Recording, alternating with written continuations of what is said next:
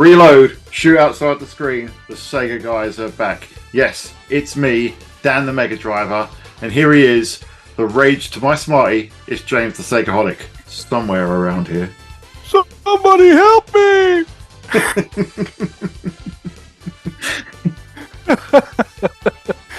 Oh, I've been doing that for ages. How you doing, mate? Yeah, good mate. Good. How about yourself? Apart from the time I took down the stairs, it was like half an hour before we started recording. Express elevator to hell going down. Aye, courtesy of a Chelsea Wellington boot lying on the stairs and me running down in the dark.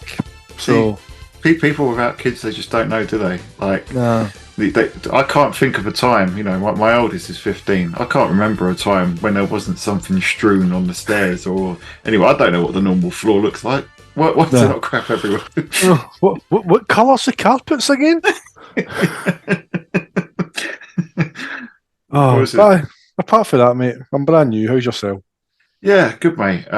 Work's been a bit mad. Plus, I have my youngest daughter's 9th birthday this weekend, and that was a little bit crazy. Bowling, afternoon tea with, and a bunch of other 8 and 9-year-olds. It was carnage.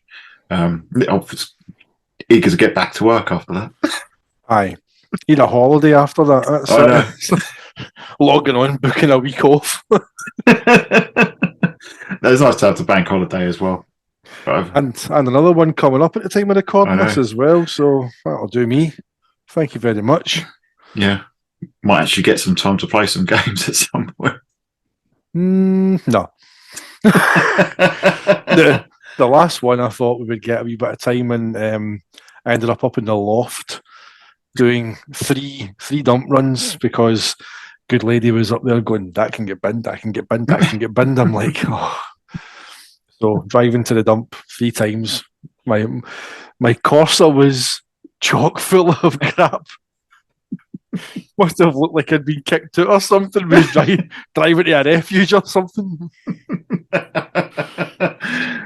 Yeah, I know. I feel I've got my Safira. I've loaded it up plenty of times over the last few weeks. Just chock full of, like, the thing with getting things delivered to the home though is you just end up with so much cardboard. It's cardboard boxes. Recycling centres across the country, revelling in it. Yeah, you end up with a giant box that's about 2 feet by 6 feet coming in. Oh, there's that SD card I ordered from Amazon. Amazon are the worst. It's like, oh, this is the guys that chap the door to hand you. Like they put the SD card in an envelope, right, and it can clearly fit through your letterbox. So they'll try and jam through the shit that doesn't fit, and then they chap the door to give you the stuff that would. You're like, really? Yeah, we get the dog's food delivered as well. So yeah, it's just cardboard box everywhere. I just go to Tesco and buy the big 12-kilo bag like a hunter over the shoulder to the self-serve. Like a deer carcass. Up to the checkout like Kratos, carrying the log. Boy, scan my food. Always scan your club card, boy. Place your item in the bagging area, boy. But we're not talking about God of War today. No, we're not. I mean, how do we get onto boxes? Anyway, the good thing about boxes, mate, is they're great for bad guys to hide behind when you're shooting at them. Mm-hmm. And how's that for a segue? Because today we're talking about not 1, not 2, maybe 2.5, maybe 3 games, because we're going to be going into the Virtua Cop series. Yes, this was a late in the day submission by your good self, which I always fun to talk about Virtua Cop. Obviously, I've not long kind of done the kind of SEGAGuys shot that we did the kind of wee video on Virtua Cop. Can it be played with a controller? Yeah, great video. Thank you. If you've not seen that, folks, it's in wherever the links are for the other content. You can catch it there. But it was fun to play it. It is still good fun with a controller. Not the optimal way, obviously, to play it, but it's still plenty of fun to be had, both Virtua Cop 1 and 2. So we thought off the back of that, we would deep dive a wee bit and do these fantastic games some much needed service. Yeah, and we're going to go deep into our own memories, our own thoughts, because obviously, we'll spend an hour and a half, 2 at the maximum talking about this. Unfortunately, we can't do a 4-hour documentary, much like Panda did. I think he's set the bar way too high there. If you want to, we haven't got the developers. You haven't got the original developers on standby. They're not going to be coming in. Unfortunately, you're going to be stuck with us. if you want to check that out, check out Pandemonium channel. But if you just want us talking about how much we love these games and our memories with them, and maybe get into a little bit of a debate later on around which one's the best, you are in the right place. Certainly.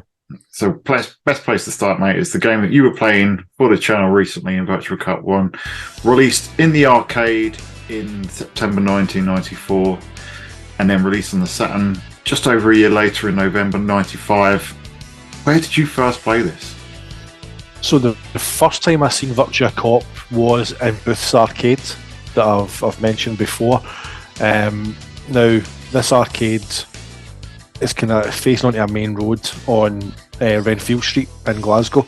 So they used to open up, they had these big kind of double doors, and they used to basically have the biggest games but facing out into the street. So like you would see the backs of people playing them. So as you walk by, you seen the screens, and they always had the big screen cabinets. So you couldn't fail to see them as you went by.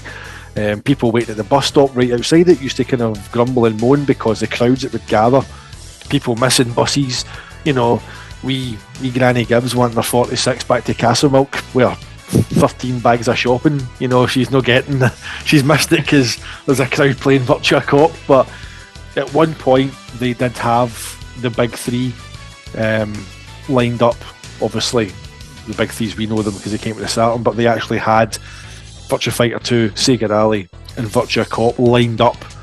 So you had the 3 of them there. So that was just like, oh my god, that was just like total heaven, like to go in and be greeted by them, because the way Booth was set up, the top floor as you walked in, they had a few arcade machines and the rest was all fruit machines, but they always put the kind of big games at the front doors, especially in the summer when they could open the doors and people could see them. But then you went down to the basement and that's where all the arcade machines were. So you had all your Sega stuff, all your Namco stuff, all your Capcom stuff, just a wide variety of stuff downstairs. So that was the first time I actually played it. Obviously at that time you're kind of seeing the kind of the videos in Sega Saturn magazine at that time, towards the end, kind of like 95 or the mid 95, you had the VHS that came with Sega Saturn magazine. There was a wee kind of clip of the work in progress of Virtua Cop. So you were seeing that was a Saturn port of it, and again from memory, all I could think was, that looks just like screenshots that I've seen. It was like, because the thing that always stood out was just those kind of reticles, those green, red and amber, the movement, the way the camera would swoop round and things like that. You see that, those big green, these things that are currently around our heads just now. So they kind of just jumped out as being that kind of big visual kind of hook. So I seen it in the arcades, it was mental, absolutely mental. And I know obviously there's big kind of differences in terms of the level of sharpness and that kind of, it's a Model 2 game, but the Saturn port is ridiculously good. Like, it's no right to be as good as it is. So the first time I played it was in Booths, whenever they had the big 3 set up. I remember they had the big screen cabinet, as I said, but there was a wee fish and chips shop in Buchanan Street, and it was below street level. So it's as you're walking up Buchanan Street, see Stewie and Sam listening, they can visualise these things, right? You're walking up Buchanan Street, and on the left hand side before you turn to Circuit Hall Street, there was a wee kind of set of steps down into this wee chip shop. And I always remember as I walked by it, I looked down, and in their window I could see the single standard cabinet, just the kind of narrower one with a smaller screen. I was like, oh, they've got Virtua Cop as well. So, got a rolling chips and a Virtua Cop. So, so a couple of wee shots in there as well. and then obviously would get the Saturn version later on, which I'm sure we'll touch on once we, elaborate on our arcade memories. Yeah, no, brilliant stuff, mate. I mean, the thought of these queues, these crowds around the arcade machines outside, but I mean, that's just fantastic. You think today, you'd never see that. Not only are arcades, gone, but how do you measure? What's the metric now for that sort of popularity? It's the view counter on YouTube. How many people watched the trailer? That's it, mate. Physical game releases, there's no sugarcoating it. They're pretty much gone. Let alone arcade releases. Everything's digital now, so that's the golden age then of of arcade gaming. Aye, it is sad, and I know we sound like kind of romanticizing old gits, but it was special. Like, I can't put it into words how amazing it was to go into booths and but I still remember I came down that escalator to go down to the basement. I came down and turned right round underneath the escalator, round at the side. Whenever they got Ferrari F355, and it was the 3-screen edition. Like, to walk in and see that, to walk in and see Scud Race and things like that through the years, your Last Bronx, to go in and see these games when they were so new and so cutting edge, and you also knew that there was home versions coming. Obviously, we didn't get Scud Race, but it's a shame that we don't have anything kind of like that now. That there's no things have just obviously progressed that much. Consoles just now destroy. There's no need for arcade technology now because of how powerful home systems are. But it was great just to go in and you were seeing the future. It's that's what it was. It was like you were seeing something that could not be replicated at home by any system. And while you were going to get ports, you knew that if it was a good port, you would still get the same experience, but you still wouldn't get that visual clarity, that fidelity. The arcade was king at that time. So it just drew so many crowds. As I said, it was absolute carnage in the summer. Just people piling on and putting pound coins in on the Virtua Fighting machine, next fighting, things like that. Just a brilliant time. It was, mate. Love how you mentioned the targeting reticule. Obviously, it's the big hook to the game, and I think that just solves that age-old problem that's always plagued light guns. It's easier with House of the Dead because you shoot them when they're close to you. But ever since Operation Wolf, when you see a little life board trickle down, you've got these guys and the helicopters coming down. You're like, oh, where's the priority? What am I shooting first? And even Time Crisis, I think, struggled to do anything that would. It tries to be a bit more organic without as many visual clues, but the targeting reticule in Virtua Cop just works so well. In that, it shows you where the immediate danger is and what you should be targeting. And then you've got the bit of story behind it that you've got these Virtua Cop glasses that help you, cutting edge, help tie us in Virtua City, the Virtua City Police Department. But it's just a very clever way of solving that, and I think that's why even today the Virtua Cop games hold up and work so well. And the thing the game does cleverly as well, as you said, what you pointed out there is that the game shows you the immediate danger, but if it was only to have that, it would maybe be a bit. Some people might criticise it for being a bit too kind of hand holding. Yeah, but it's it's the speed that it moves from one to the other that presents a challenge, plus the hostages, as we've touched on. But there's also other enemies that aren't a threat that allow you to kind of, if you hit them, you can still improve your multiplier for your score. So it's like one of the ones the two that come to mind is when the gates are starting to open at the very start of the Arms Black Market. There's the truck reverses and the back doors open, and maybe 4 or 5 wee guys jump out. And you always got to nail them all. Sorry. You've literally got to make sure you're reloaded and just boom, boom, boom, boom, boom, boom, just catch them as they come out. And there's, again, if I remember, whenever you're going through, it's just after the first kind of checkpoint where you get your scores, where you go through the crates before Kong comes out on the truck. Again, in the far distance behind a a kind of container. There's another two wee guys will just run out, but they run out while the reticle's going nuts. So it's like, oh, if I get him, and then at the corner of the guy, you catch these wee guys. Oh, where do you think you're going? It's like, you get you as well. So the game's full of that. There's guys who don't ever get a reticle on them, but they're still very much part of the scoring system. They're like an extra wee kind of incentive to try and maybe distract your attention. Well, that's it, isn't it? They distract you, and it's an impulsiveness. I mean, I'm talking about Virtua Cop 2 now because I was playing that earlier tonight. But it's like at the beginning of Virtua Cop 2 when they're all robbing the jewelry store, and there's a few. There's one that runs right across the screen that's got the briefcase, but it's got jewels in. And he's not going. He's a character in a video game, isn't he? But I was no, you're not getting away. You're not getting away.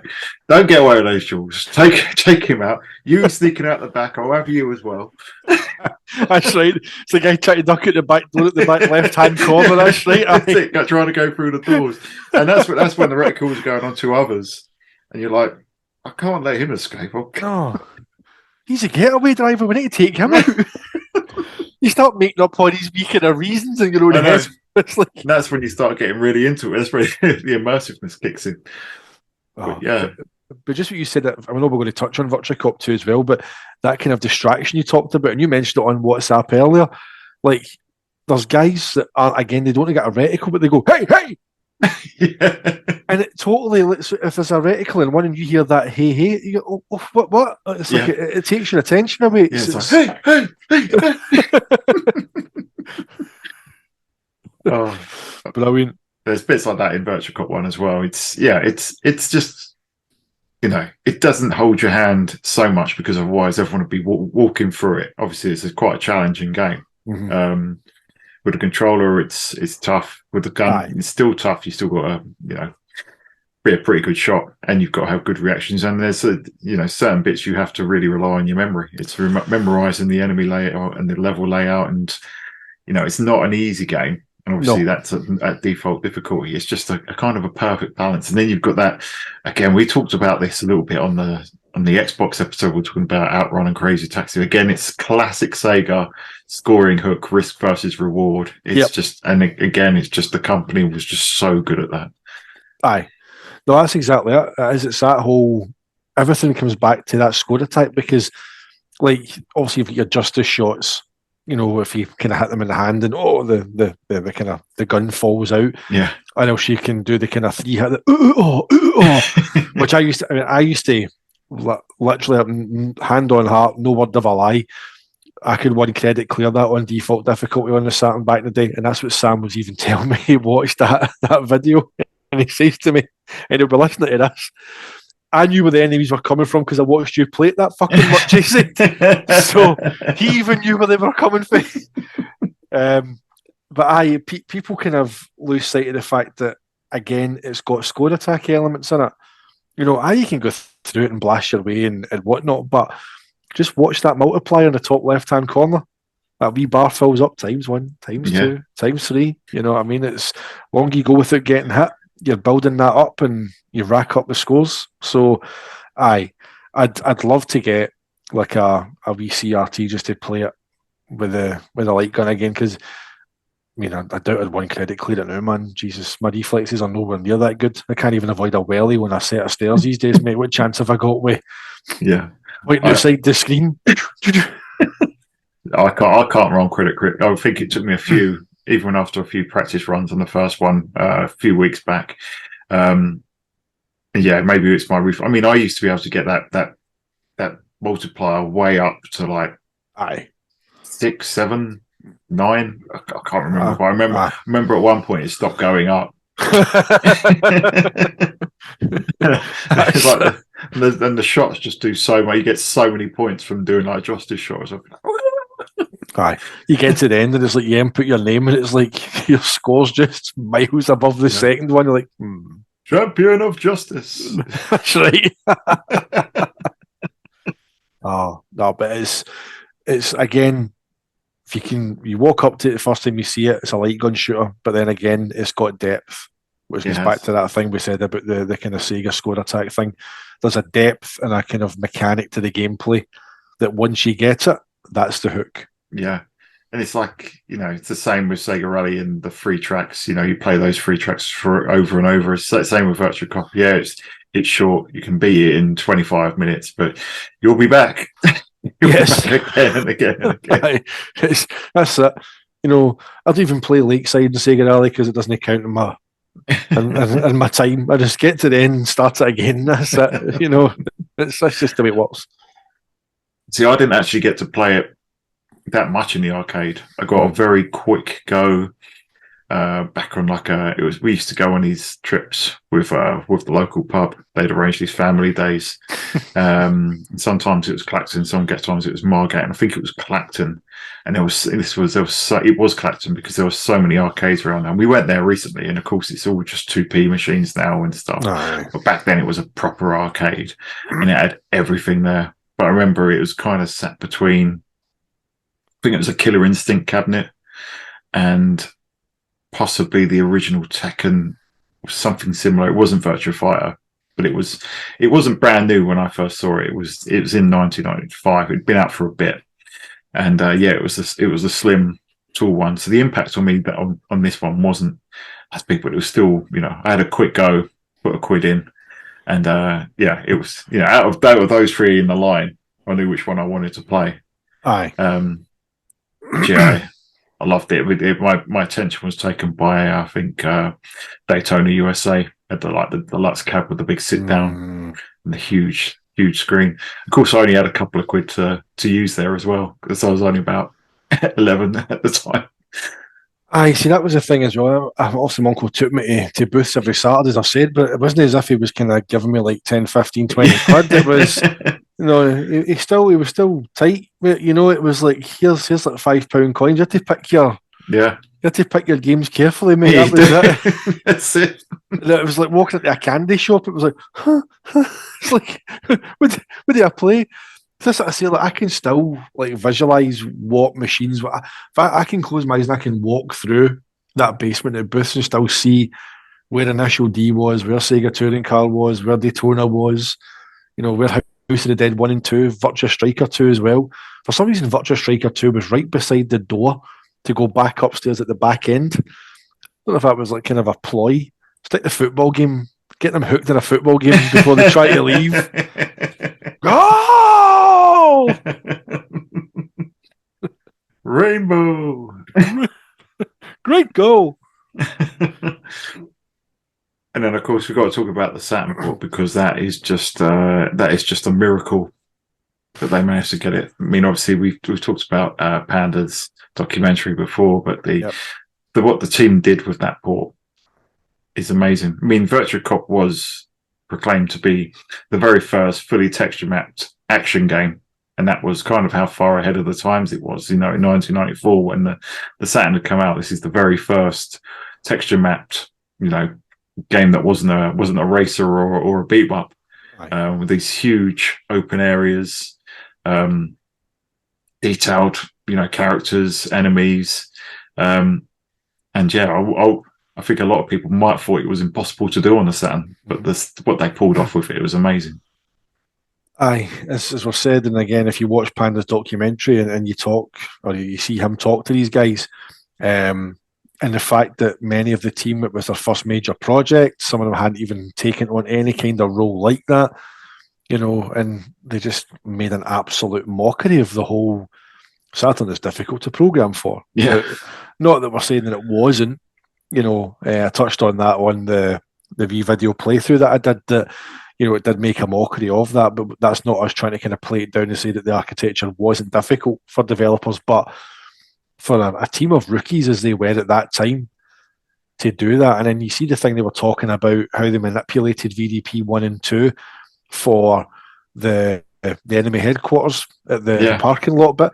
Whenever the camera comes like along, obviously you've got the kind of brick wall and the kind of SWAT looking guys and the kind of grey bulletproof vest and the green with the kind of ski mask and their things on, they pop up and you take a few of them out, and then you've got this little kind of underground car park entrance that you go into, and like the way it all swoops down and different, like kind of the camera swoops around the corner and there's like a ceiling and a floor and everything just looks exactly as you would expect it to, but the tricks that they pulled off like mask the layers as it moved, so that you've no idea what's happening behind those layers. But they just made such great choices with the design to mask that, to make it look completely flawless the way it moved. Just crazy to think that these rookies got that quality of port out of it, and it rightly takes its place, alongside VF2 and Sega Rally. I mean, they're called the big three for a reason, mate, because while AM2 were crushing it with Yu Suzuki doing VF2 and Mizuguchi doing, he was helping produce Sega Rally with the CS team.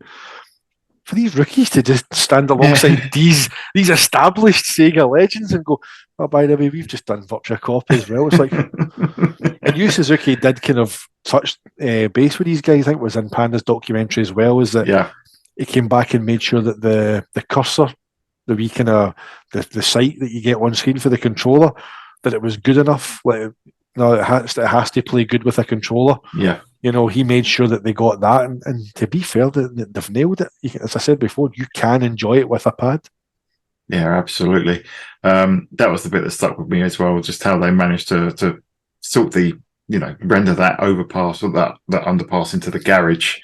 Because it's trying hard to explain what it is that they did, but obviously it's VDP2 that's laying out all of those. They're not polygons; they're flat surfaces. The endless planes, and obviously you can't go underneath the endless plane. So what is it they do? They had the endless plane at the surface level, and then I think they overlaid that temporarily with some polygons, and then moved it further down. Then they had the ramp going down into the car park, so it was completely seamless.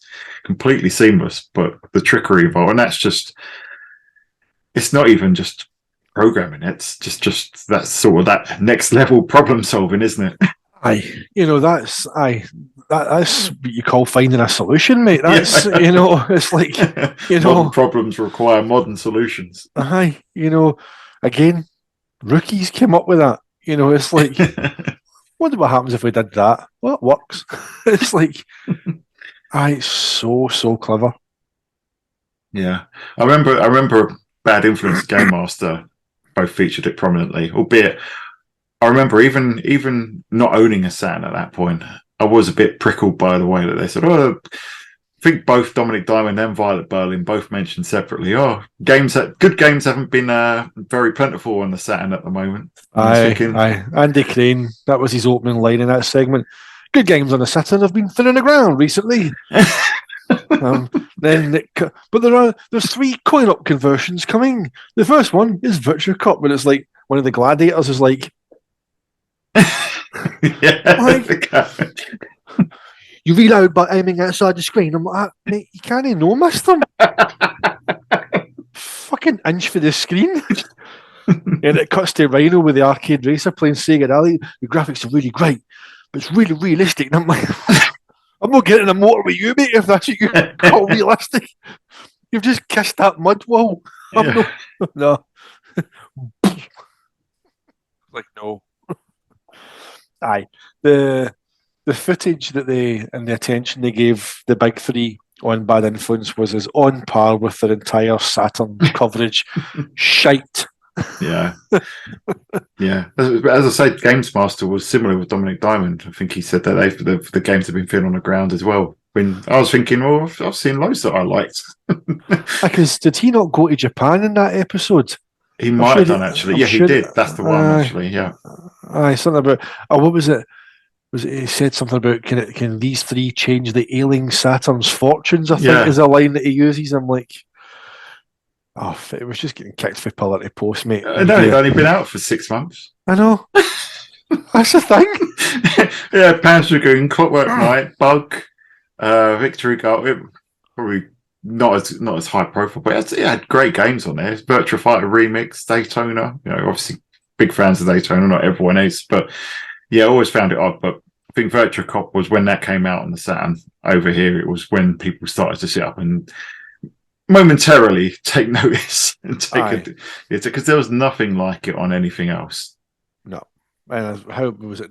Christmas '97 for Time Crisis at home. So I remember I got that for Christmas '97 with that gun con with its bit round the back, and then you put that lead into there, and then I'm like, what kind of monstrosity is this? And then you need to hold the gun like that because the wee red button in the end of the gun con is to action and reload. I'm like, this is shite.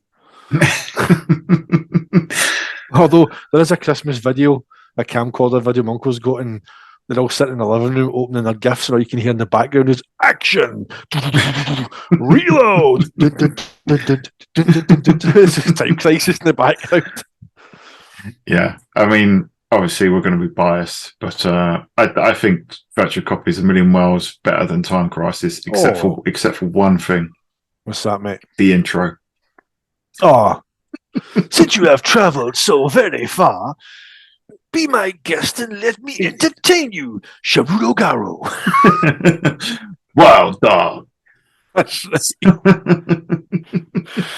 See, always remember, right, and Sam will remember this, and when he mentioned it, whenever he used to come up and I'd be playing Time Crisis, see whenever you finished a stage, remember he would run off screen, it would go right? I actually used to do that at the same time, right? So he used to take the piss at me. So if he's listening and he will be able to remember that, there's me sitting in my wee black director's chair playing Time Crisis in my PlayStation. Like, there you go. It's time for the one-man army. Richard Miller. Richard Miller. That's right. It's time for the one-man army. It's like... Don't come!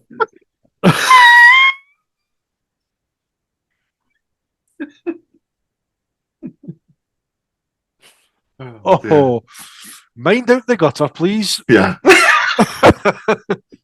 It's a family show. Yeah. So anyway, Virtua Cop. Wait, so easy now. So was this one that your uncle picked up for you? Yes, mate. Aye. Again, it was W.H. Smith's. I've been informed at the basement level that used to be where the games and CDs and VHSs for all the kids. Those are videotapes.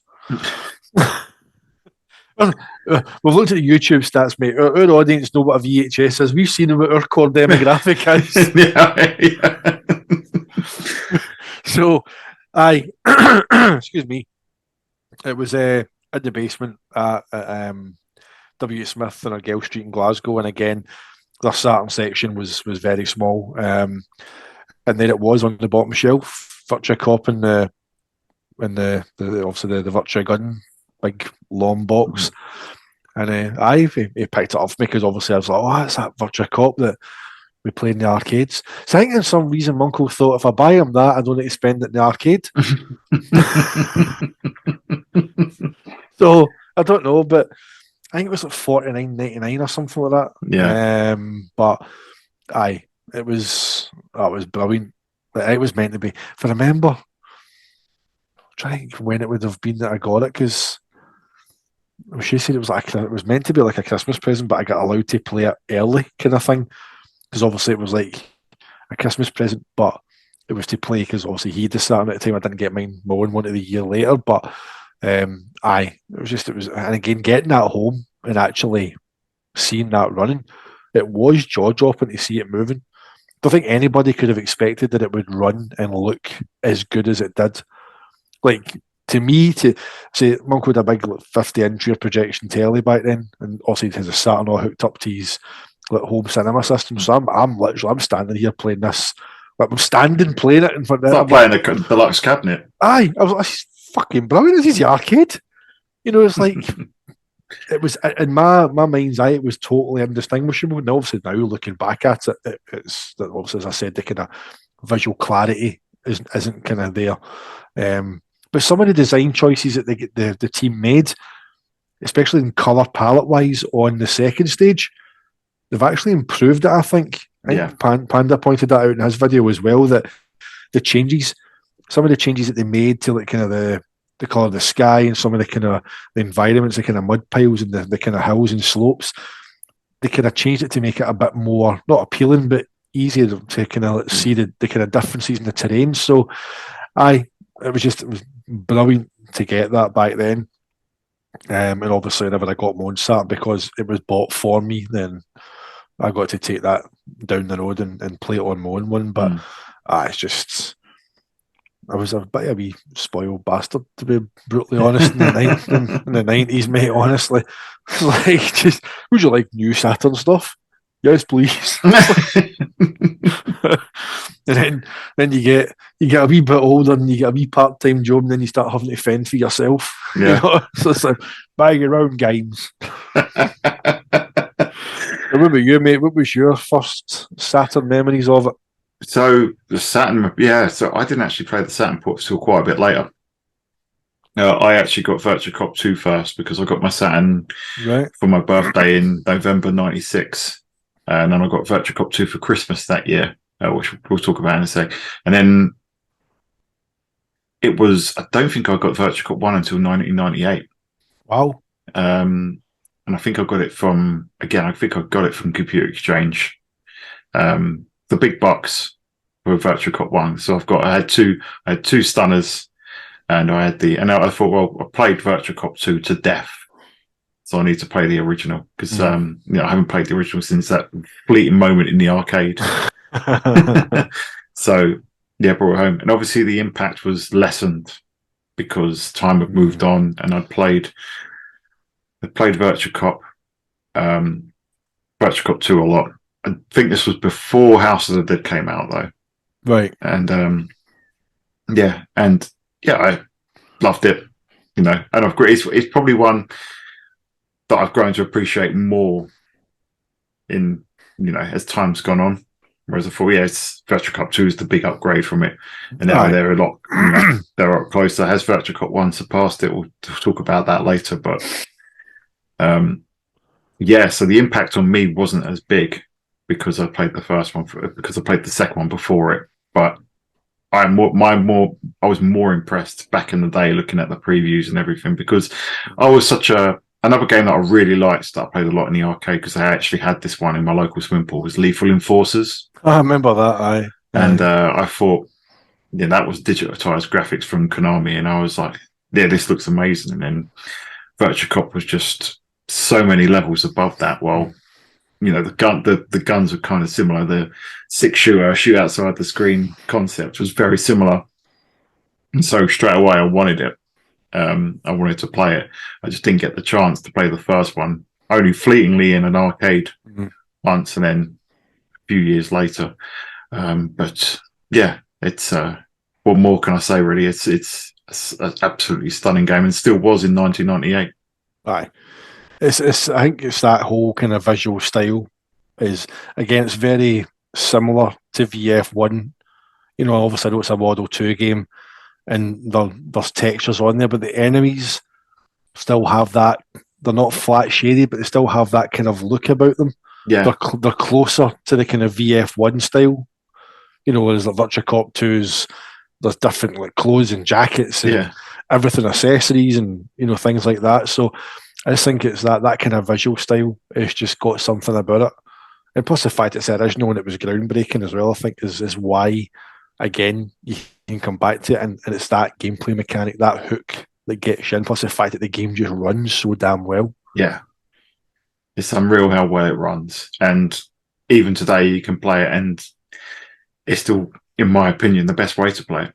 I mean, there's a couple of other ports we can talk about a bit later, but it's go Saturn or go home as far as I'm concerned. Aye, unless you've got like a PC with an emulator rigged up, to play the Model 2 game. If you want to go down that route, and I know the kind of sending light gun and things, you can have that white frame around your screen to let it pick up the light gun. Yeah. If they would like to make that compatible with the Saturn, got a 50-inch telly in there that would very much like it. You would never. I could replicate booths. I could open my blinds and just turn the telly, set a bus stop up outside. 50-inch Virtua Cop. No, I would love it if somebody could come up with a light gun solution for the Saturn for modern TVs. Because it's needed. It really is. Yeah, a solution for anything, really. Modern consoles, retro consoles, just anything to bring these sort of games back, because Virtua Cop's been, abandoned for the best part of, 15 years now? Maybe longer? And don't give me the whole Switch or Wii remote thing pointing that fucking thing at a screen. That's no sitting there with a wee nunchuck and all that pointing. No, because I You get can these get the moving. gun holders. I've got a couple of those. You can play. But you still move a wee cursor though. You still move like a sight, don't you? A wee sight. You still move. You can. Yeah, you can turn that off on Can certain you? games. You can turn it off, like Ghost Squad. You can turn it off and calibrate. It's still not right. It's still not quite right, but you can do that. Still better than a controller, I suppose. Yeah, it is. But anyway, mate, that's Virtua Cop 1. Virtua Cop 2, where did you first play this one? Released in arcade September 95, and then on the Saturn again, just over a year later in November 96. So I did not see Virtua Cop 2 in the arcade. Did you not? Nope. For some reason, it was one that Booths did not get in. They went from Virtua Cop, and then the next kind of Sega shoot-em-ups that they had was House of the Dead. So they skipped Virtua Cop 2. So the first time I played that was on whenever I finally got my hands on the Saturn version, which would have been, I could play Virtua Cop 2. Would probably have been about early 98. I would say it would probably have been. It was kind of death throes of the console. It wasn't anywhere near kind of release date. It was one that got picked up cheap for Game Zone. But so I never got a chance to play that in the arcade. So I mean, I don't know if that in itself is maybe why, I think the fact I've got that much history with the first game is perhaps why I don't resonate with the second game. I think if I had arcade experience with it, if I'd maybe walked in and seen it in the arcade, it might have had that wow impact. And then, but obviously you've seen the kind of previews and the reviews in the Sega Saturn magazine, and you've seen how great it looked. Again, it's a port, it's a Model 2 port. It really shows what the Saturn's capable of. It really, really does. But it's one that I'd never had the chance to play in the arcade, and I still haven't ever played it in the arcade. I've never ever found it again. So the Saturn and also the Dreamcast port that we'll talk about later is the only time I've ever played Virtua Cop 2. So that's interesting, because obviously you were buying Virtua Cop 2 around about the same time that I was buying Virtua Cop 1. And while I had a very fleeting experience with Virtua Cop 1, my memories of Virtua Cop 2 in the arcade are massive. So where I first played Virtua Cop 2, it would have been August 1996. So we used to, again, this was through my brother's football team, which was, again, connected to the pub. Dad was a drinker. Who'd have known? Anyway. So he was away on his football tour, and we went to Butlins in Bognor Regis. And in the Butlins site, they had this arcade that had so much stuff in there. And it's kind of like how you're talking about booths, where you can just close your eye, in your mind's eye, you can see it. I can walk around it. I can walk around it. I remember the Super Street Fighter 2 Turbo cab down near the entrance. But then, what I'm concentrating on here is you walked in the double doors, and you had Time Crisis like front and center, and then back to back with Time Crisis on the opposite side was Virtua Cop 2. Right. And this was the deluxe version. This was like the 50-inch screen, the huge, double holsters, the red gun, the blue gun. And I spent so much time playing that, because that was the first time that there was two things that really drew me towards it. First of all, was the fact that I hadn't got to play the first Virtua Cop as much as I wanted to. So I was getting all of my money's worth out of this one. And the second was, by that point, obviously we talked about before, when we wanted to get a 32X, and then that died, and then I was saving up for a Saturn. By this point, I was well on my way to saving towards the Sega Saturn, and I knew that Virtua Cop was coming because I think I'd seen the preview in Sega Power. Right. And the announcement. So I was like playing it and thinking, this is coming home and I'm going to get to play it. But the two of my mates that I went that, because we three of us had three brothers all the same age that played in the football team together, and we were good mates as well. And the two of them were like, oh yeah, but this Time Crisis is better. And I was like, no, it's not. And the Time Crisis arcade machine was great, but Virtua Cop 2, the whole opening section, like the jewelry heist, is great. It's just it's kind of campy in a way, isn't it? It's It's a, and then you have the car chase, and I absolutely love the car chase. With the wobbly tires, never you shoot them. Yeah. You can shoot the tire, you can shoot the wheel enough times that it blows the car up. What you said about being campy, again, it's kind of like that kind of almost kind of late 70s, early 80s kind of cop movie vibe. Yeah. Because obviously, I think I spoke to you in WhatsApp earlier, in the kind of early stages of the kind of heist level, on the kind of green fire escape steps. Yeah. Like there's 3 enemies, and as you shoot each one, they scream in a higher pitch. So it's bah, bah, bah. It's like, I know what you mean. And it's like it just adds to that whole B movie vibe that it's got. You know, it's brilliant. Honestly, absolutely brilliant. Yeah, because I think the first one's a lot more. I wouldn't say serious, but it's not quite as silly, is it? The first game. I even think that comes the soundtrack as well. Even the soundtracks are night and day.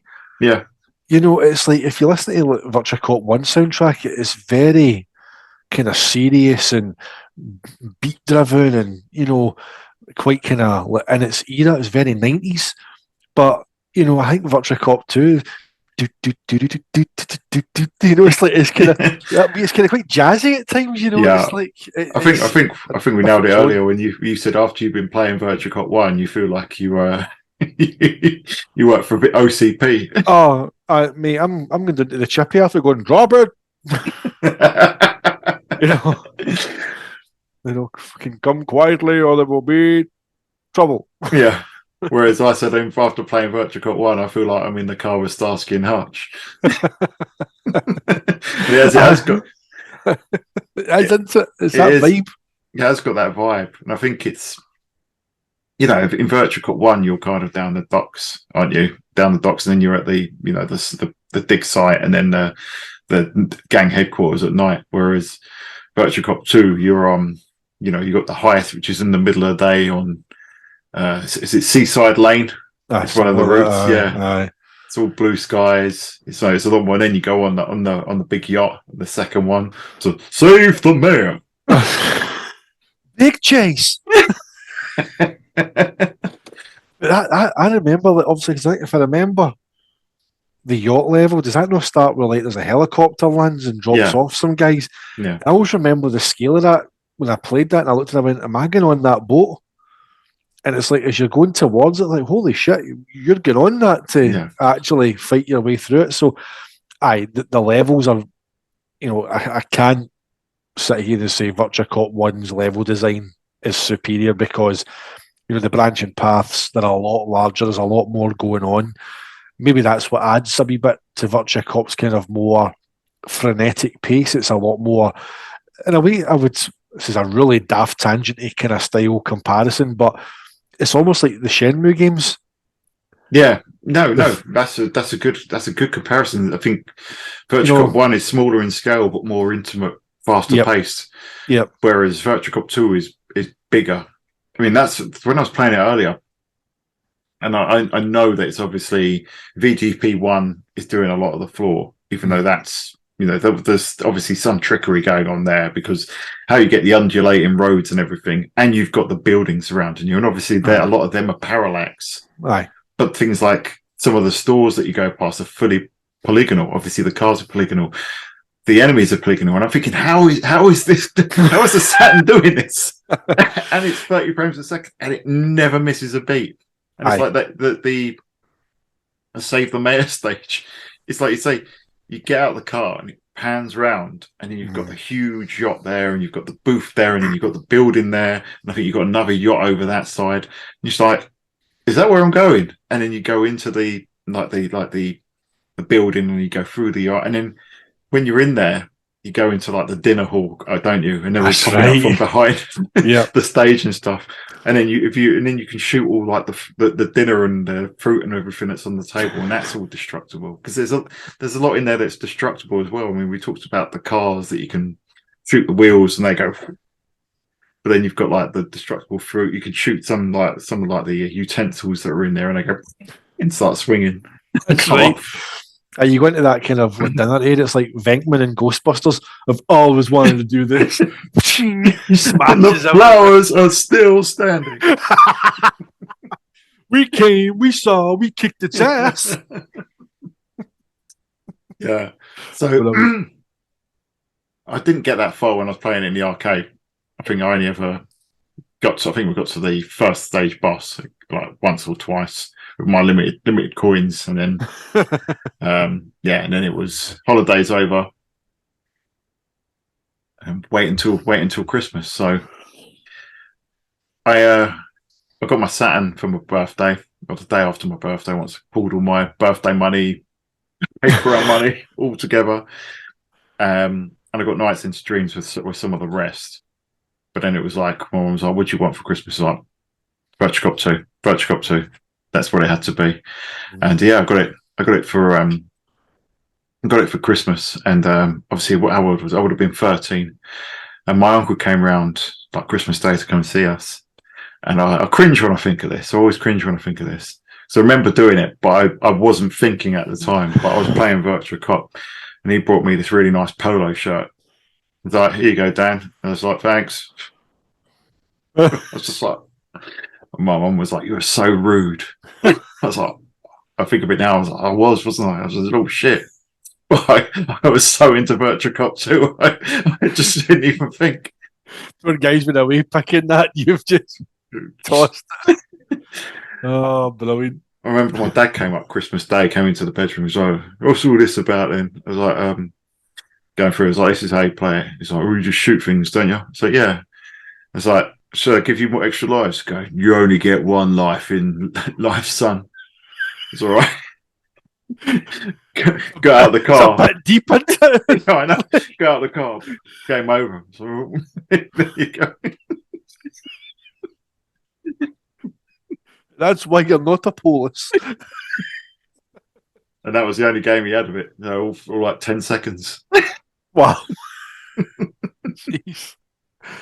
Oh man. That's one. We can give you 9 continues and 5 lives. No, just one. Just the one.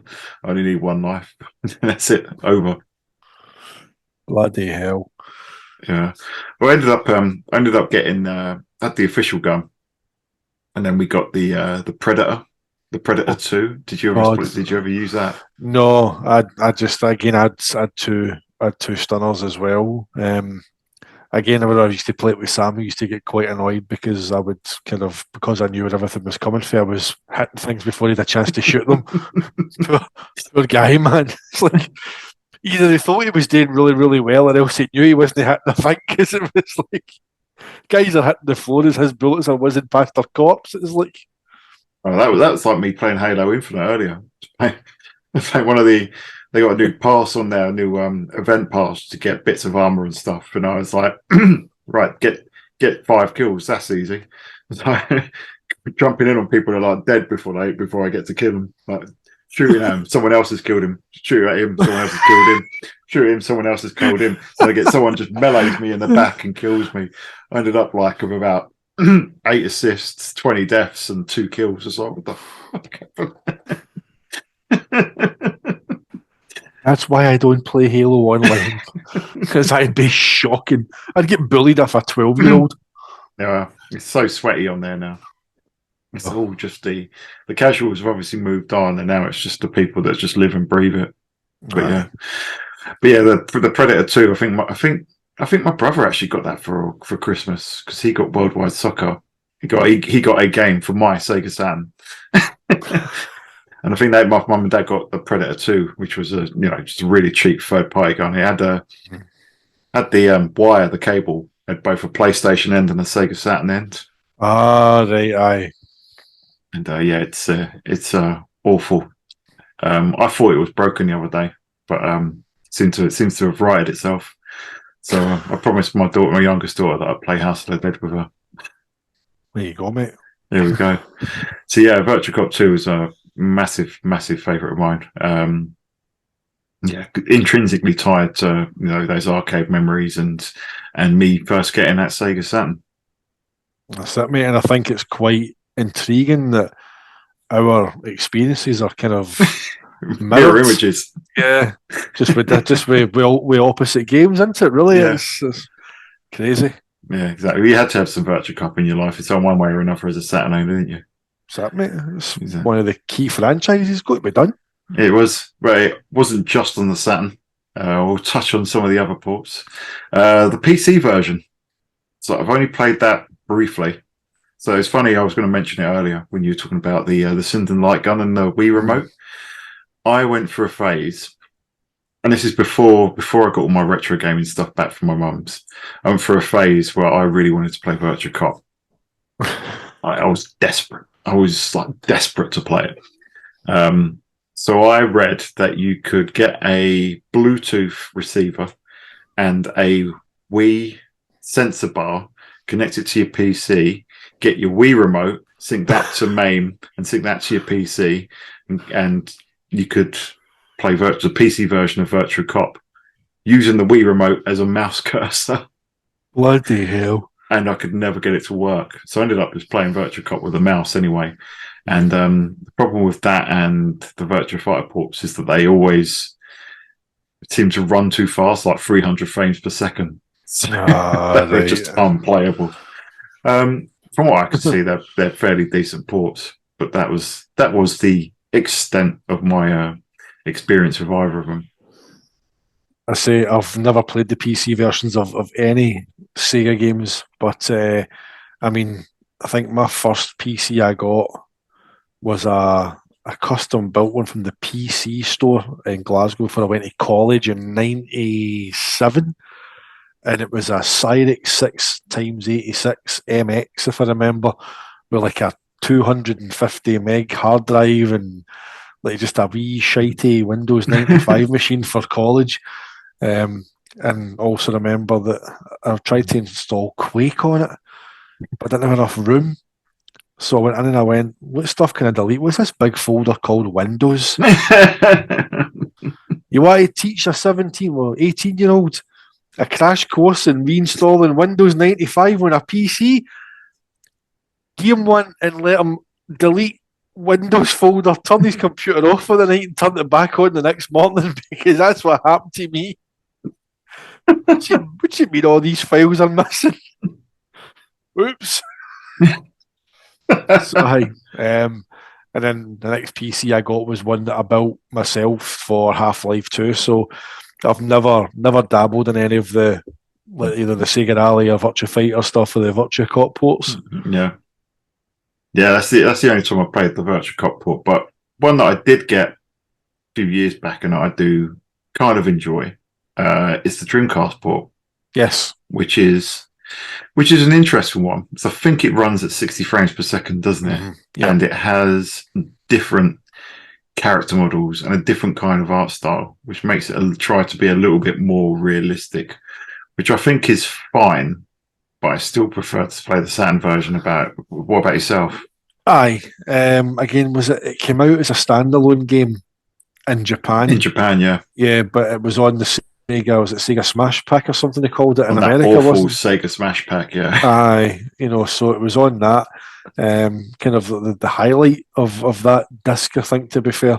Because all the rest are really badly emulated Megatron games. It's like Golden Axe and Sonic and stuff like that. It's just rotten. It's a nice port. Again, I've got it on the GDMU. It's one of these. It's a Sega arcade game that's going on the GDMU. I'll have it on there to play it, even though it's with a controller. But it's to say it goes beyond the arcade. So it isn't arcade perfect, as you say. It is a slightly different kind of visual style. Still runs great, looks lovely, but I think again it's that kind of thing where the Saturn port, for the technical kind of marvel it is, the fact it runs so well, there's just something more alluring about, even though if it's half the frame rate, it's still something about playing that version, because again, it shouldn't be that good. No. It's no right to be that good. As you said earlier, like, these bits are VDP1, they're VDP2, that bit's polygons, that bit's parallax. It's like the fact that it just throws it all together, moves it so smoothly, plays so brilliantly, nothing skips a beat, nothing glitches, nothing at the corner of your eye bugs out, nothing. It's just visually like the first game, just.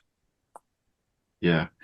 And I think the problem with the Dreamcast port is that visual style is probably enforced because the Dreamcast could probably do the polygon count of the Model 2 standing on its head. Aye. But obviously everything in Model 2 is rendered in quads.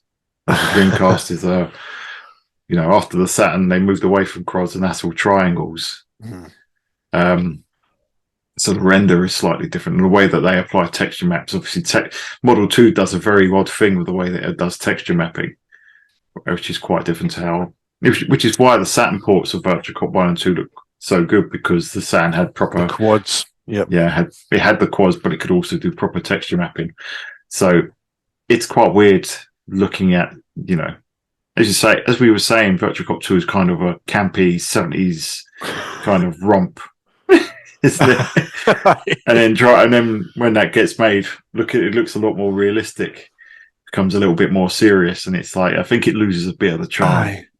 It becomes more like a Steven Seagal movie, I think. It's like it goes from Starsky and Hutch to Under Siege. I think it does it. It loses that. It loses a wee bit of its character, I think. Yeah, is the best way to describe it. It's not a great port, don't get me wrong, and it's more than playable, but if I only have a home console version to play, I'll have to pick for those two. I'll shockingly we'll pick the Saturn version. The next one I wanted to mention is, and there's a filthy, I'm saying a dirty word now, PlayStation 2 port called Virtua Cop Elite Edition. I've seen the box for this, like people like posting it on Twitter and stuff like that, but obviously I take it as both games in the one pack then. Yeah. Right. I mean, again, Japan only, wasn't it? No, I've got a copy. Did it come out over here? Yeah. Did it? Yeah. Wow. How did I miss that one then? I think it's on all, it came out in all regions. I think it's in the US as well. Aye. I don't know how I missed that one. Yeah. I was buying everything for PlayStation 2, trying to justify buying the bloody thing. It was like something new, buy it. It's compatible. I think it's compatible with, like, obviously it's compatible with GunCon 1 and GunCon 2. Right. So if you had the original Time Crisis and you bought Time Crisis 2 with the GunCon 2, you could use them both. Yeah, because that's how I was playing 2-player on it, and it's very similar to the. So obviously you've got Virtua Cop 1 as well as Virtua Cop 2, but again, it's very similar to the Dreamcast. In fact, it tries to go even more realistic. Everything's a lot more darker. Oh, okay. It's really, we were talking on the Xbox 360 pod about the piss filter. Aye, right. It's like it just seems like it's trying to be grittier, and then it's just like, this isn't what Virtua Cop is. Aye, because even at that, Virtua Cop 1 still has those Sega blue skies at the start. Yeah. You're looking out into that kind of that harbour area and the big blue sky above. So, aye, I need to check a video. Actually, I've never even bothered to check it running. I need to actually see what it looks like. I'm stunned I missed that if it came out over here, by the way. I cannot believe I missed that. Maybe that's another SEGAGuys play. Well, there you go. On a wee side-by-side comparison, I think, with the Saturn port. Yeah, quite possibly. I mean, it's fine. I mean, you do have a lot of options in there how you approach the games. I think Virtua Cop 2 had the option in the Saturn. You could say, well, I want to do Virtua Cop 1 scoring in Virtua Cop 2. And you can do that in this as well. And there's a few other options which are pretty cool. But it just feels soulless. It just doesn't feel like. See, that's how I felt about Virtua Fighter 4 on PS2. I just thought that it just didn't feel like Virtua Fighter. It was dark. It was kind of like gritty. See that? Yeah. I just don't. It lost it. I don't know what it was. Whether it was kind of PlayStation 2 games at that time kind of had that a lot duller palette. Because even you think of like Dead or Alive 2 on PS2, compared to the Dreamcast version. Again, it was obviously the jaggies are one thing, but it felt flatter, it felt darker. It didn't have that pop that the Dreamcast game did. So, aye, interesting. Yeah. Oh, I mean, I'd say I do love Virtua Fighter 4 on the PS2. I do know what you mean. It does feel quite. I'm still bitter, mate. That's all it is. I'm not letting it go. I'll be sitting in a retirement home, fucking Sony. Yeah. No, I do think Virtua Fighter 4 does look great on PS2, despite some of the shortcomings, and it does look darker than the arcade. But Virtua Cop 2, I don't think there's any reason for it to look like that. It's an obvious design choice, which it just doesn't sit well with me. It's just that's not what Virtua Cop is. Aye. Virtua City is this blue sky, magic sunglasses, dimension. Where your bad guys are called King and Kong. The originality is absolutely reeking out of them with this, isn't it? Brilliant. So yeah, I've got that one, and it's it's solid enough, but it just doesn't feel, it doesn't look like Virtua Cop. But I think the last thing I've got on here is the handheld Virtua Cop. You've got the Tiger handheld, which I sent you a picture of it earlier. Actually came with a little light gun on the handheld, which was bloody hell. Now, I remember the Tiger handheld. I think one I remember having was a Turtles game. Yeah, and a Tiger. I mean the great big long one. Aye, it was like it was a big vertical thing, big stupid green buttons. Yeah, I remember I had that. Aye, I think we had a Thundercats one as well for some reasons coming to mind. I think I had a Sonic one. Every franchise that they could had a Saturday morning cartoon got one of those bloody Tiger games. Oh, I know. No, didn't have the pleasure of playing Virtua Cop on it. No, I didn't have the pleasure of playing Virtua Cop on the Tiger handheld either. And then there was the Tiger handheld version with the little plastic gun, and then there was the R Zone port, which I don't know much about. But all that makes me think of is Mark of Classic Game Room going, "It's the R Zone." I'd like to thank Dan from England for sending me this Tiger handheld Virtua Cop. He'd probably film himself trying to play it with a stunner for laughs. Yeah. The light gun doesn't appear to be working with this Virtua Cop. I hope he did do a Virtua Cop. I'll have to seek that out now.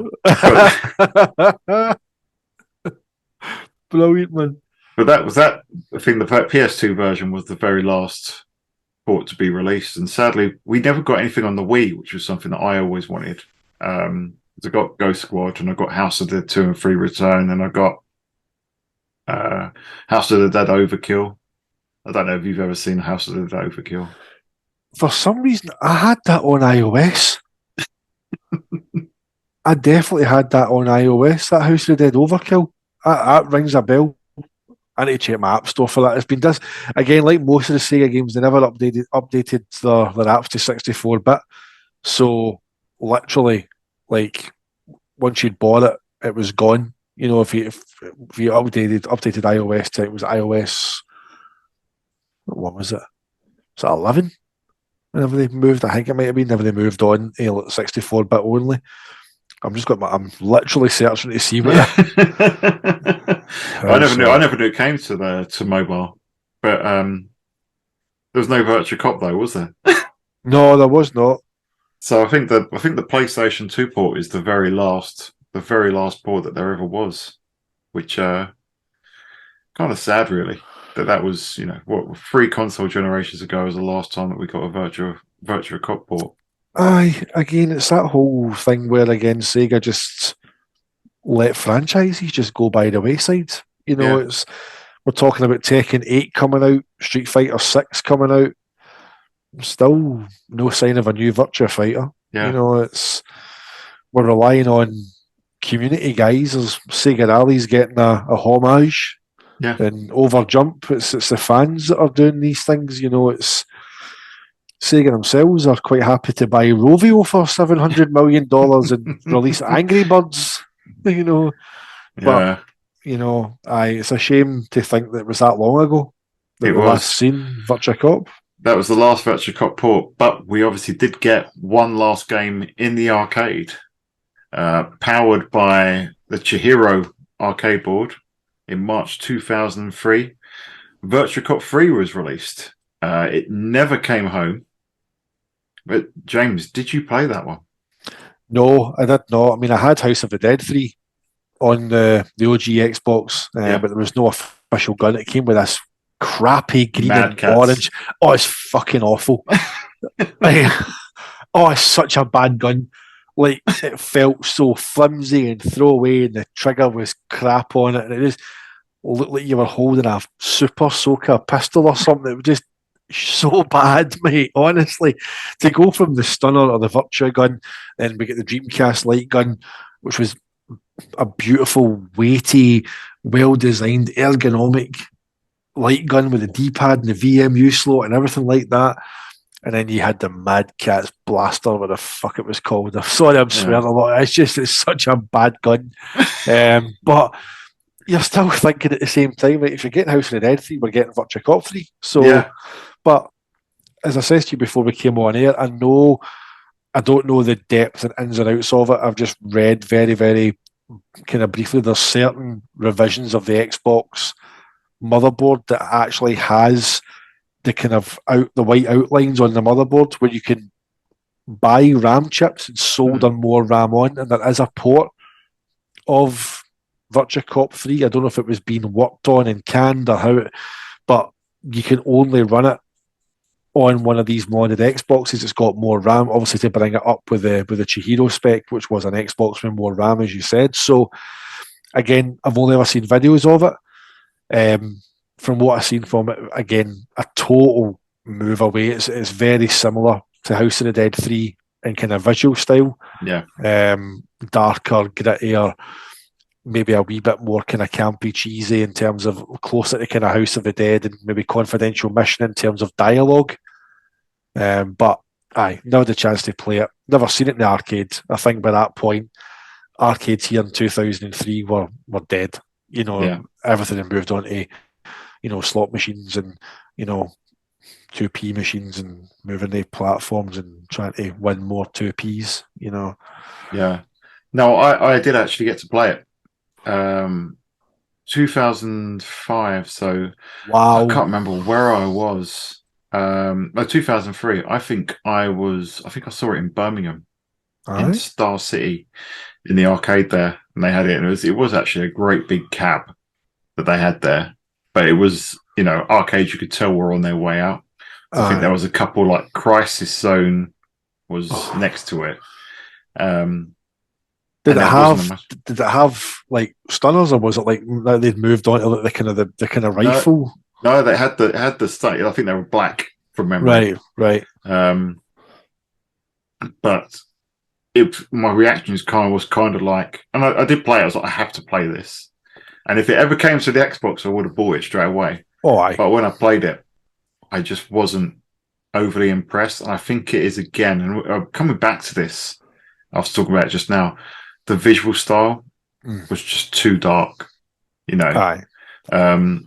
It seemed like it was the story was a lot more serious, and it was at this stage where arcade games for some reason were getting more in-depth cutscenes. Like Virtua Cop, you press start, you go straight in, you're in the arms black market, bang bang bang, straight in. There's no talking. The only dialogue is "Bring it roll that way." I'll take care of you myself. There is literally no dialogue. Like I remember sitting there watching this cutscene, and I was just thinking, I don't care. A kind of precursor to the crap we need to deal with now. It's like unskippable cutscenes. Yeah. It's like I don't care about the story. I've put £1 in. I've not paid for the cinema. I've paid to shoot stuff. It's like I know what you mean. It's like that. The kind of early 90s through mid 90s, kind of you literally put your money in and you played. But I even felt House of the Dead 3 I felt was quite kind of cutscene heavy as well. It was, yeah, it really was. Aye, so bizarre. It was a strange direction for these things to take, because that's why people went to the arcades, just for quick thrills. And it's weird that for a machine that was meant to take your money as quickly as possible, they're going to make you sit through. And this is where the terrorists are hanging out, cools. It's like, well, I don't care. Just shoot them. Point me in the direction. I'll find it myself. You're getting value for money for your £1 in Virtua Cop 3. Yeah. I mean, I would have, if it came to Xbox, I had a very similar. I saw House of the Dead 3 on Xbox, and I looked at that Mad Catz Blaster. I was like, I don't think I'm going to pay out for that, especially since I played House of the Dead 3 in the arcade with the, and that was a ton of fun. Three's nowhere near as good as the first two. No, but in the arcade, having the shotgun is fantastic. Mate, see the bubble packaging that feckin' gun came in as well. It took me 3 hours to open it. With a blister pack. Aye, it was like chainmail. It was like, honest to Christ, no, awful. Oh, but yeah, I thought Virtua Cop is Virtua Cop 3 is when I'll buy the gun. I'm not going to buy the gun just for House of the Dead 3. I'm going to wait for Virtua Cop 3, and it never came. But if it did come, even though I didn't think it was that great, I would have got it. It's like Crazy Taxi 3. I picked that up, even though I didn't think it was. I'm not a fan of that at all. Crazy Taxi 3. It's just a wacky hybrid. I just no. Didn't limit cuts and there's flames coming out the back of the. No, I don't. Too much, isn't it? It's again, just leave it alone. It's like it's not broke. Don't try and fix it. Just leave it. Yeah. So yeah, it's from that weird era. It's hard to think that you had Crazy Taxi 3, House of the Dead 3, Virtua Cop 3 that all just felt like swings and misses, really. And then somehow we ended up. They were all on the Chihiro board, and somehow we ended up with Outrun 2 on the Chihiro board, which was one of the greatest games of all time. So mad. Just Sega of the era, mate. Swinging a miss, as you called it, mate. That's it. So, mate, we've touched on all the Virtua Cop games. Which is the best? Well, it's the first one, isn't it? Oh, it's the second. It's the second one. Right. So why do you think the first one? So it goes back to everything I said about, I think, that arcade kind of pull the memories attached to it, the fact that I had that experience in the arcades. I'd obviously had access to the Saturn at launch, Sega Saturn magazine, the VHS, the kind of the previews of it, getting to see was it 50 or 60% complete version, you were getting to see that.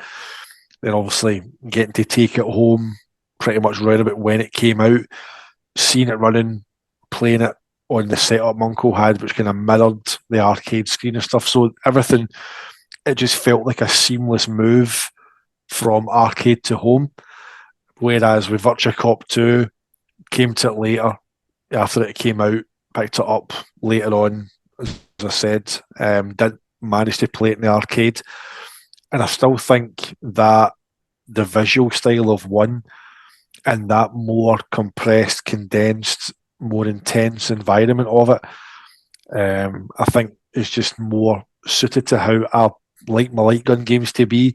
I know 2 is obviously the larger and the branching paths and things like that, and more kind of visually impressive from texture mapping being a lot more detailed and things like that. But again, just like the score as well, it's so dramatic. Straight away, Virtua Cop you're straight in, and just all these wee things that are ingrained with Virtua Cop 1. Like the first thing I'd always do, 2 windows out, because I know there's a guy going to pop out that right hand window later. It's like the guy that dives out the door at that wee hut. I know exactly when he's going to appear. I just literally, I could sit with my stunner and wait for him and just pull the trigger so that I would literally catch him the minute his head pops past the door frame. Just sounds a bit scary, doesn't it? Or the police on him, he's a psycho. But it's like, There's just so many memories attached to it, and I think it's because I don't have that same hook with Virtua Cop 2. I think perhaps if I had played it in the arcade, and that would have went along with the kind of previews in Sega Saturn magazine, and seen the reviews of it, and rightly the scores that it gets are sky high, that perhaps there would have been more of me looking forward to it. Whereas for me, it just feels like, it's Virtua Cop 2. It's not Virtua Cop 2, it's just, it's Virtua Cop 2. Virtua Cop 2! John Lithgow just keeps on giving, doesn't it? You prefer Virtua Cop 1? Are you a goddamn moron? So it's one for me, mate. But I think, as we've discovered in the kind of process of recording this, is that, as we've said, we have almost identical views and experiences of the opposite games. Yeah. So it's one for me. Yeah, and obviously it's going to be two for me. And I think it does come down to that nostalgia. I've got a deeper connection to two, like you've got a deeper connection to one. Yep. Now, it's hard to look at this objectively because of all that nostalgia, and obviously they're both phenomenal games. I think with Virtua Cop 1, you really do have to appreciate what it did for the industry, not just the fact that it's a very good game, but it was a very good game that it's hard to say it broke the mold. It created the mold. It took all the molds, from Lethal Enforcers and Operation Wolf and Duck Hunt, took them all and smashed them to bits and said, "Here's this brand new mold." You use this from now on. Because you look at what Virtua Cop has done. Virtua Cop gave us Time Crisis, which Time Crisis has had 5, 6, 7 entries now. It's another Sega game that Namco copied, and Namco ended up making a more successful franchise somehow. But yeah, Spawn, Time Crisis, GoldenEye would not exist without Virtua Cop 1. GoldenEye was meant to be a rail shooter, like Virtua Cop, and was changed kind of late in development. So the lineage of Virtua Cop 1 is just the testament to its greatness.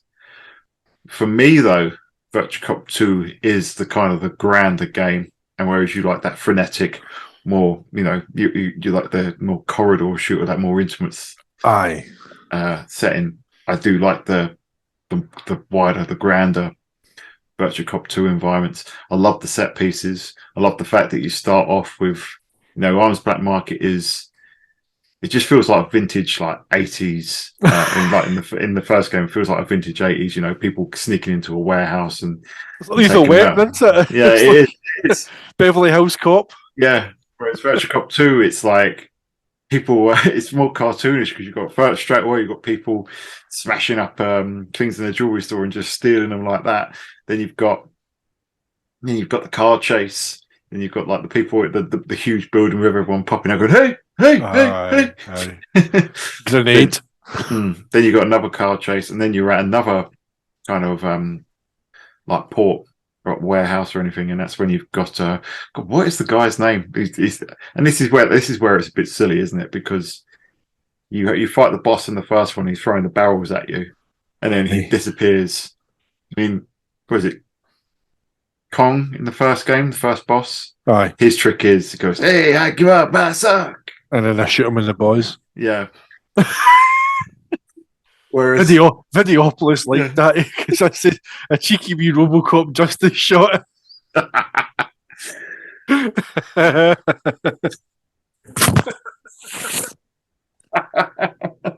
There we go. Oh, brilliant! Oh, dude. So the first boss in Virtua Cop 2, he disappears when his life bar goes down. He disappears, then comes back with the Virtua coffee van. He throws the van at you. That's ridiculous. It's a ridiculous game. It's the fact that you can shoot the van. You shoot the van out. Oh, it's away. Yeah. It's mental. Oh, but it's so brilliant. Aye. It's just it's just stuff like that. I mean, I think the bosses are better in Virtua Cop 1. because you have the King Kong, and then the guy at the end whose desk turns into a tank. Yeah. Whereas in Virtua Cop 2, you've got the guy that flobs the coffee van at you, and then you've got those 6 aero divers at you. The floating ones. And they're quite annoying, and they just make the geek go da da da. I mean, Kong with his flamethrower and his elite force like enemies. You can't play that with a controller, by the way. That's trying to shoot flames. No. And the bosses are very, very contrasting. Again, Virtua Cop 2 just takes the silliness level and just ramps it up, as I say, throwing vans at you. It's like chance have you got? Yeah, the last boss is basically the same as the stage 2 boss, which is disappointing. Whereas in Virtua Cop 1, you've only got the 3 stages, you haven't got the 4th boss stage, but the last boss is like the helicopter. So I think Virtua Cop 1's a better boss, but I think Virtua Cop 2 is just a all-round better game. Visually better, I think, in my opinion. Interactivity with all the background stuff. I just like the locales are more varied. As I said, you go from the center of the car chase to the harbour. You got the harbour to all the way through the ship, but then like the 3rd stage, I think is fantastic. When you start off in the railway station, go through on the train, you end up in the street for a bit, then you go right underground, and then you're in the underground lair. And I just think that's fantastic. And then you kind of at the beginning, go back to the beginning, but it's at sunset to fight the last boss, and that's when the big blimp explodes in the air. So just on the scale and the set pieces and the graphics and just the beautiful cheesiness of it. Well, that's why Virtua Cop 2 has its special place in my heart. I think if we're going to compare them to movies, I think Virtua Cop 1 is a John Woo movie and Virtua Cop 2 is a Michael Bay movie. Yes.